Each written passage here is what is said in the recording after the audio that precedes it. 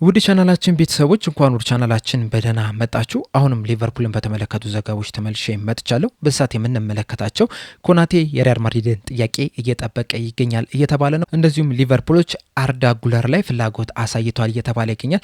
አርቢ ሌፕዚንጎችም ካስቶሊዮ ሊኬባን ከውል ማፍረሻው በታች ለመሸጥም ዝግጁ ናቸው እየተባለ ይገኛል። እነዚህንና ሌሎችንም ጨምሬ ይዤላችሁ መጥቻለሁ። እስከ መጨረሻው ደቂቃ ድረስ አብራችሁ ቆይታችሁ እንድትከታተሉት በአክብሮት ጋብዛለሁ። ያላችሁንም አስተያየት እንዳለ ኮሜንት ሴክሽን ላይ በመጻፍ እንድታሳውቁኝ ሰብስክራይብ፣ ላይክ፣ ሼር እያደረጋችሁም የቻናሉ ቤተሰብ እንድትሆኑ በአክብሮት እጠይቃለሁ። አሁን በቀጥታ ወደ ያስኩላችሁ ጉዳዮች ማመራ ይሆናል። አብራችሁን ቆዩ። በመጀመሪያ የምንመለከተው 13 የሚደርሱ የሊቨርፑል ተጫዋቾች ወደ ዓለም ዋንጫ ማለፋቸውን ማረጋገጥ ችሏል። ባለፉት 2 ሳምንታት ውስጥ እንግዲህ የተለያዩ የዓለም ዋንጫ ማጣሪያዎች ሲደረጉ ነበርና እነዚህ ማጣሪያዎች ከተደረጉ በኋላ 13 የሊቨርፑል ተጫዋቾች በእርግጠኝነት ዓለም ዋንጫ ላይ እንደሚሰለፉ አረጋግጧል። እነዚህን ስንመለከት ግሩፕ ኤ ላይ ጃሮስ ቼክ ሪፐብሊክን የሚወክል ይሆናል። ግሩፕ ሲ ላይ አሊሰን ቤከር ለብራዚል የሚሳተፍ ይሆናል። በግሩፕ ሲ አንዲ ሮበርትሰን ስኮትላንድን ወክሎ የሚጫወት ሲሆን በግሩፕ ኢ ደግሞ ለጀርመን ብሔራዊ ቡድን ፍሎሪን ቪርስ የሚጫወት ይሆናል። ግሩፕ ኤፍ ላይ 3 የተለያዩ ሀገራት በሊቨርፑል ተጫዋቾች የሚወከሉ ይሆናል።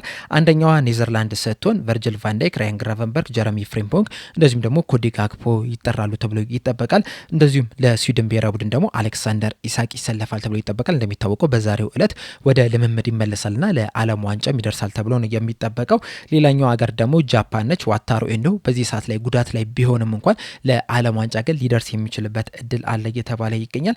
ግሩፕ አይ ላይ ለፈረንሳይ ብሔራዊ ቡድን ኢብራሂማ ኮናቴና ሂጎ ኤኪቲኬ የሚጫወቱ ይሆናል። ግሩፕ ጄ ላይ ደግሞ አሌክሲስ ማካሊስተር አርጀንቲናን ይወክላል ተብሎ ይጠበቃል። በተጨማሪም ግን ምናልባትም ከተጠሩ እነ ካርትስ ጆንስ፣ ጆ ጎሜዝ፣ ሪዮ እንጉሞሃ ግሩፕ ኤል ላይ እንግሊዝ ብሔራዊ ቡድን የሚወክሉ ይሆናልና እነዚህ ተጫዋቾች እንግዲህ በቀጣዩ የዓለም ዋንጫ ላይ የተለያዩ ሀገራትን የሚወክሉ የሊቨርፑል ተጫዋቾች ናቸው። ቀሪዎቹ ግን የሊቨርፑል ተጫዋቾች በቀጣይ የዓለም ዋንጫ ላይ የማይሳተፉ ይሆናል። እንደሚታወቀው በቀጣይ በክረምቱ የሊቨርፑል የቅድመ ውድድር ዝግጅት የሚጀምረው ጁላይ 26 ነው። የዓለም ዋንጫው የሚካሄደው ደግሞ ከጁን 11 እስከ ጁላይ 19 ድረስ ነውና የዓለም ዋንጫው በተጠናቀቀ በሳምንቱ የሊቨርፑል የቅድመ ውድድር ዝግጅቶች የሚጀምሩ ይሆናል። ምናልባትም ከግሩፓቸው በቶሎ የሚወድቁ ተጫዋቾች ካሉ በዚህ የቅድመ ውድድር ዝግጅት ላይ በቶሎ ሊጀምሩ የሚችሉበት እድል አለ። ካልሆነ ግን እስከ ፍጻሜ የሚደርሱ ከሆነ ደግሞ ምናልባትም ፕሪሚየር ሊጉ ሊጀምር ጥቂት ሳምንት ሲቀረው ብቻ ወደ ሊቨርፑል ይቀላቀላሉ ተብሎ ነው የሚጠበቅ። በመቀጠል የምንመለከተው ጆቫኒ ሊዮኒን የተመለከተውን ዘገባ ይሆናል። እንደሚታወቀው ጆቫኒ ሊዮኒ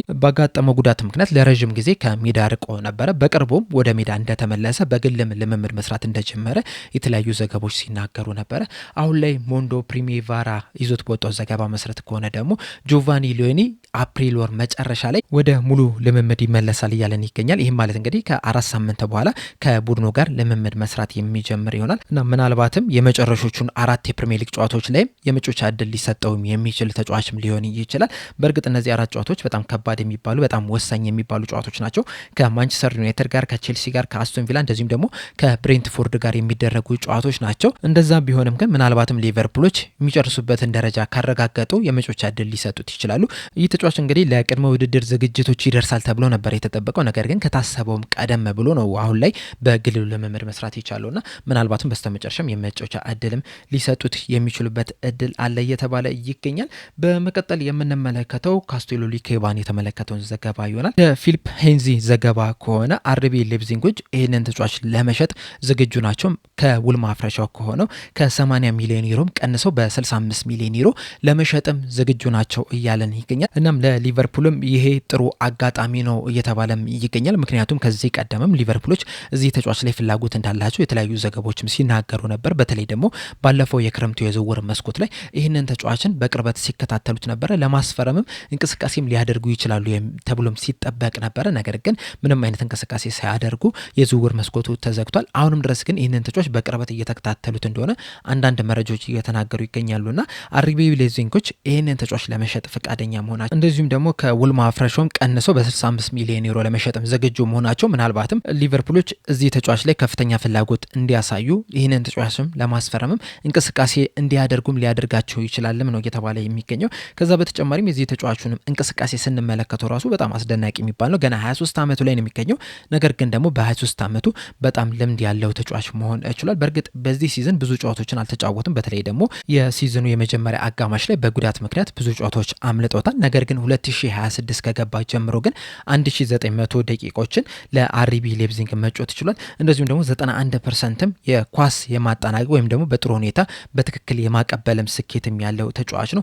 እንደዚሁም ደግሞ የግራ እግርም ተጫዋች ነው። ከኳስ ጋርም ምቾት የሚሰማው ነው። በጣም ፈጣን የሚባል ተጫዋች ነውና ምናልባትም ለረጅም ጊዜ የቨርጅል ቫን ዳይክ ተተኪ መሆን የሚችልም ተጫዋች ነው እየተባለ የሚገኘው። ከዛ በተጨማሪም ደግሞ ታክቲካሊም በጣም ጥሩ የሆነም ተጫዋች ስለሆነ ምናልባትም ሊቨርፑሎች በክረምቱ የዝውውር መስኮት ይህንን ተጫዋች ለማስፈረም እንቅስቃሴ ሊያደርጉ የሚችሉበት እድል አለ እየተባለ ይገኛል። በእርግጥ ሊቨርፑሎቹ ብቻ አይደሉም እዚህ ተጫዋች ላይ ፍላጎት እያሳዩ የሚገኙት ወይም በቅርበት እየተከታተሉ የሚገኙት። ሪያል ማድሪድ፣ አርሰናል እንደዚሁም ደግሞ ባየር ሙኒኮችም ይህንን ተጫዋች በቅርበት እየተከታተሉት ነው የሚገኙትና ሊቨርፑሎች ይህንን ተጫዋች ማስፈረም የሚፈልጉ ከሆነ የዝውውር መስኮቱ ልክ እንደተከፈተ በጣም ፈጣን የሆነ እንቅስቃሴ ማድረግ መቻል አለባቸው። እንደዚሁም ከወዲሁም አንዳንድ ስራዎችን መስራት መቻል አለባቸው። በዚህ ተጫዋች ላይ ግን እናንተ እምነት አላችሁ? ይህ ተጫዋች ለሊቨርፑል ይመጥናል ብላችሁ ታስባላችሁ? ሀሳባችሁ እንዳለ ኮሜንት ሴክሽን ላይ በመጻፍ አሳውቁኝ። ሌላኛው ሊቨርፑሎች እየተከታተሉት የሚገኘው ተጫዋች ደግሞ የሪያል ማድሪድ ተጫዋች የሆነው አርዳ ጉለርን ነው። እንደ ቲምቶክ ዘገባ ከሆነ ሊቨርፑሎች እዚህ ተጫዋች ላይ ፍላጎት አላቸው። ተጫዋቹንም በቅርበት እየተከታተሉት ይገኛሉ እየተባለ ነው። በእርግጥ ሊቨርፑሎች ብቻ አይደሉም እዚህ ተጫዋች ላይ ፍላጎት ያላቸው፣ አርሰናልና ቼልሲዎችም እዚህ ተጫዋች ላይ ፍላጎት አላቸው። እንደውም አርሰናልና ቼልሲዎች ተጫዋቹ ላይ ፍላጎት እንዳላቸውም ለክለቡም እንደዚሁም ለተጫዋቹም እንዳሳወቁም ነው እየተነገረ የሚገኘውና ምናልባትም በክረምቱ የዝውውር መስኮትም ይህንን ተጫዋች ለማስፈረምም እንቅስቃሴ ሊያደርጉ የሚችሉበትም እድል አለ እየተባለ ይገኛል። ነገር ግን ደግሞ ሊቨርፑሎችም እዚህ ተጫዋች ላይ ፍላጎት አላቸውና እነዚህ ክለቦች ይህንን ተጫዋች ለማስፈረም እንቅስቃሴ የሚያደርጉ ከሆነ ምናልባት ሊቨርፑሎችም እንቅስቃሴ ሊያደርጉ የሚችሉበትም እድል አለ እየተባለ ይገኛል። ይህ ተጫዋች እንግዲህ በሪያል ማድሪድ ቤት እስካሁን ድረስ 106 ጨዋታዎችን አድርጎ 16 ግብና 24 አሲስቶችን ማስመዝገብ የቻለ ተጫዋች ነው። በአጠቃላይም 40 የጎል ኮንትሪቢሽን ማድረግ ይችላል። እንደዚሁም ደግሞ በጣም ማጥቃት የሚወደ ተጫዋች ነው። የትኛውም ቦታዎች ላይ መጮት የሚችል በጣም ኮምፈርተብል የሆነ የተለያዩ ቦታዎችን ከቨር ማድረግ የሚችል ቨርሳታይል የሚባል ተጫዋች ነው።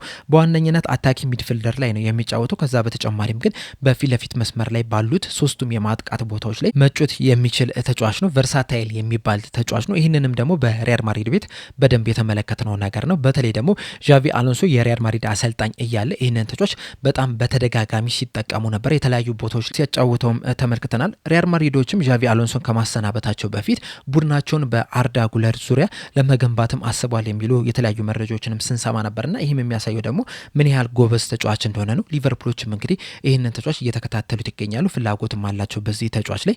ምናልባትም በቀጣይ የክረምት የዝውውር መስኮት ሌሎች ክለቦች ይህንን ተጫዋች ለማስፈረም እንቅስቃሴ የሚያደርጉ ከሆነ ሊቨርፑሎችም ይህንን ተጫዋች ለማስፈረም እንቅስቃሴ ያደርጋሉ ተብሎ ይጠበቃል። በዋነኝነት ይህ ተጫዋች ወደ ሊቨርፑል የሚመጣ ከሆነ የግራ እግር ተጫዋች እንደመሆኑ መጠን የመሐመድ ሳላህን ቦታ ከቨር ያደርጋል ተብሎ ነው የሚጠበቀው። እንዲሁም አንድ መረጃም ስመለከት ሊቨርፑሎች ዣቪ አሎንሶ ለመቅጠር ተስማምተዋል። ዣቪ አሎንሶም አርዳ ጉለር ወደ ሊቨርፑል እንዲመጣለት ይፈልጋል የሚል አንድ የሆነ መረጃን ተመልክቼ ነበር። ምን ያህል ያ መረጃ ትክክል ነው ወይ የሚለውን ነገር እርግጠኛ አይደለሁም። እንደዛም ቢሆንም ግን ሊቨርፑሎች እዚህ ተጫዋች ላይ ፍላጎት እንዳላቸው ግን የተለያዩ መረጃዎችን እየተመለከተን ነው የምንገኘው። ሪያል ማድሪዶችም ይህንን ተጫዋች ለመሸጥም ክፍት ሊሆኑ የሚችሉበትም እድል እንዳለ ቲምቶክ በዘገባው ተናግሯል። በተለይ ደግሞ አሁን ላይ ሪያል ማድሪዶች ዣቪ አሎንሶን ካሰናበቱ በኋላ እየሄዱበት ያለው የጨዋታ ስታይል ከአርዳ ጉለር ጋር የሚስማማ አይደለም። በተጨማሪም ከመጋረጃ በስተጀርባም እየተካሄዱ ያሉ ነገሮች እንዳለ ምናልባትም አርዳ ጉለር ከክለቡ እንዲለቅ ሊያደርገው ይችላል። ከዛ በተጨማሪም ደግሞ ኒኮ ፓዝ እንደዚሁም ደግሞ ቪክቶር ሙኒዝ የተባሉ ተጫዋቾችም ወደ ዋና ቡድን ይመለሳሉ ተብሎ ይጠበቃል። በዚህ ሰዓት እንግዲህ ውሰቱን ላይ ነው የሚገኙትና እነዚህ ተጫዋቾች ወደ ዋናው ቡድን በቀጣይ ዓመት የሚገቡ ከሆነ ከአርዳ ጉለር ጋር ከፍተኛ ፉክክር ይኖርባቸዋልና በዚህ ምክንያትም ምናልባትም አርዳ ጉለር ክለቡን መልቀቅ ሊፈልግ ይችላል። እንደዚሁም ሪያል ማድሪዶችም ደግሞ ለእነዚህ ወጣት ተጫዋቾች እድል ለመስጠት ሲባል አርዳ ጉለርን ሊለቁ የሚችሉበት እድል እንዳለ እየተዘገበ ይገኛል። ና እንደዚህ አይነት እድሎች የሚፈጠሩ ከሆነ ደግሞ ሊቨርፑሎች ከአርሰናልና ከቼልሲ ጋር ይህንን ተጫዋች ለማስፈረም ከባድ ፉክክር ውስጥ ይገባሉ ተብሎ ይጠበቃል። በተጨማሪም ቲምቶክ ይዞት በወጣው ዘገባ መሰረት ሊቨርፑሎች ከአርዳ ጉለር ተወካዮችም እንደዚሁም ደግሞ ከሪያል ማድሪድ ጋርም ጥሩ የሚባል ግንኙነት እንዳላቸውም ነው እየተነገረ የሚገኘው። እናም ይህንን ተጫዋች በክረምቱ ያስፈርሙታል የሚለውን ነገር አብረን የምንመለከት ይሆናል።